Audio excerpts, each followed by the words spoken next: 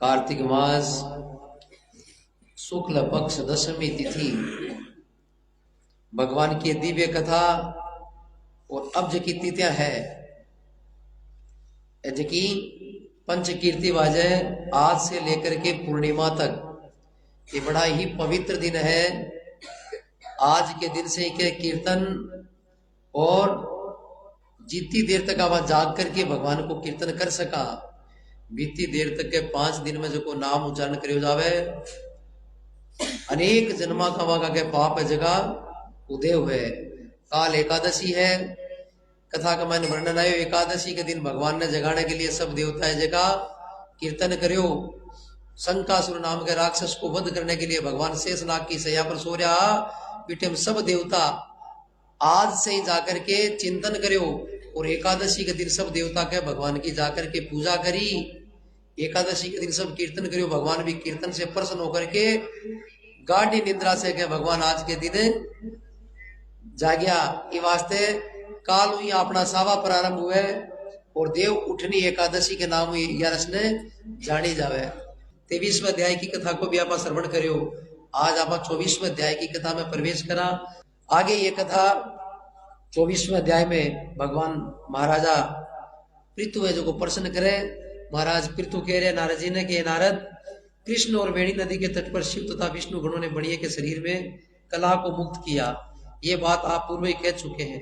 ये धर्मज्ञ ये कार्य इन दोनों नदियों के प्रभाव से या इस क्षेत्र के प्रभाव से हुआ, ये आप कृपा करके मुझसे कहिए, क्योंकि इस पर मुझे आश्चर्य है। नारद जी ने कहा, कृष्णा नाम वाली नदी भगवान श्री कृष्ण का शरीर और वेणी साक्षात महादेव जी का शरीर है। इनके संगम का मातम्य ब्रह्मा जी भी वर्णन नहीं कर सकते। क्या 4 मुख वाला जगह ब्रह्मा जी है ना, वे भी यहाँ दोनों नदियों को वर्णन कौन कर सके।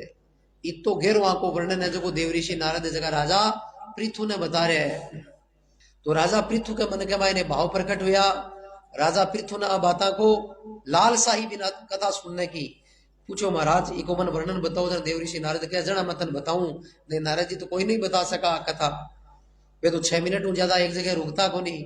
तो राजा पृथु ने पूर्व वृतांत बतायो दोनों नदियां को कि तुम ध्यान पूर्वक सुनो। मैं कृष्णा और वेणी नदी का वृतांत बता रहा हूं कि चाक सुख मनवंतर के आरंभ से मैं ब्रह्मा जी के द्वारा सैया पर्वत पर सुंदर शिखर पर यज्ञ करने के लिए निश्चय करके सब देवताओं तथा विष्णु शिव जी और विष्णु जी के सहित यज्ञ की सामग्री लेकर उस पर्वत के शिखर पर गए। क्या एक बार सब देवता जगह चाक्षुक मनवंतर के आरंभ में, चाक्षुक मनवंतर यानी 4 युग जगह के सैकड़ी बार 71 बार बीत जाओ जन एक चाक्षुक मनवंतर पूरा हुए बी टाइम के माइन के बहुत बड़ो यज्ञ करो जाया करे। ब्रह्मा जी जगह के बी टाइम के माइन चाक्षुक मनवंतर यज्ञ मन में विचार करी। आरंभ में ब्रह्मा जी जगह के बटे भी यज्ञ के मायने सैया पर्वत के सुंदर शिखर पर यज्ञ करने का निश्चय करके सब देवताओं तथा शिव जी विष्णु सहित सब यहाँ यज्ञ की सामग्री लेकर गया। ब्रह्मा इसके बाद ब्रह्मा जी की बड़ी स्त्री सौरा शीघ्र बुलाई गई।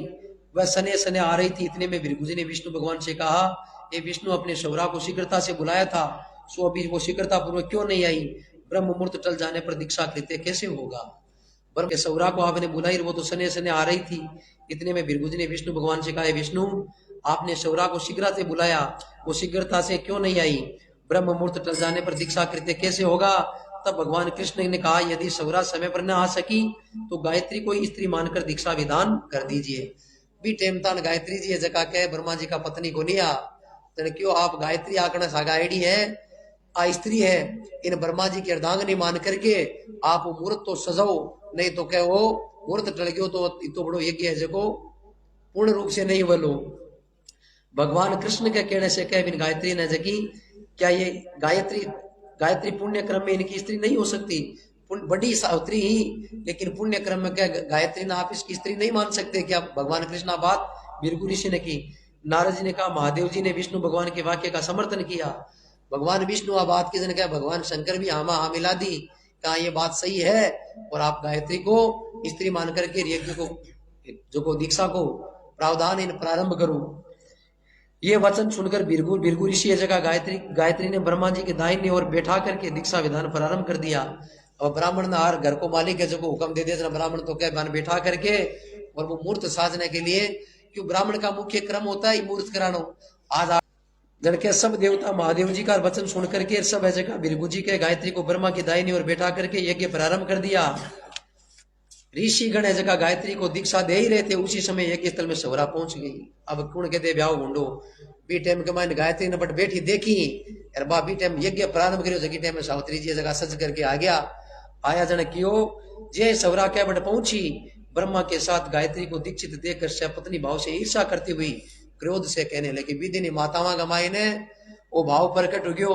आज संसार के मायन वो निश्चित है कोई पत्नी या कौन चाहे कि हमारे पतिदेव के साथ में कोई प्राय स्त्री है जकी भ्रमण करे या रमण करे या भी के साथ वार्तालाप करे, कोई झूठे वैसा उसी का साथ देगा जो सत्य के मार्ग पे चलेगा। ये वास्ते आ तीन चीजों को श्राप दे दियो सौरा के जहां पूज्यों की पूजा नहीं होगी वहां पर अकाल मृत्यु और भय स्थापित रहसी।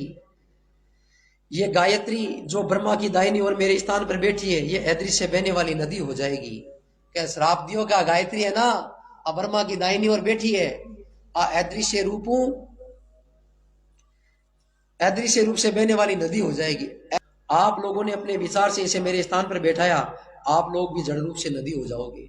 सब देवताओं ने श्राप दे दियो कि आप लोग मन पूछा भी ना, ब्रह्मा विष्णु महेश भृगु ऋषि जता भी है ना सबने श्राप दे दिए गायत्री सावित्री के मन पूछा बिना थे मारो विचार किया बिना इन्हें मारी जगह बैठान दी, आप भी जड़ रूप नदी बन जाओ। नारद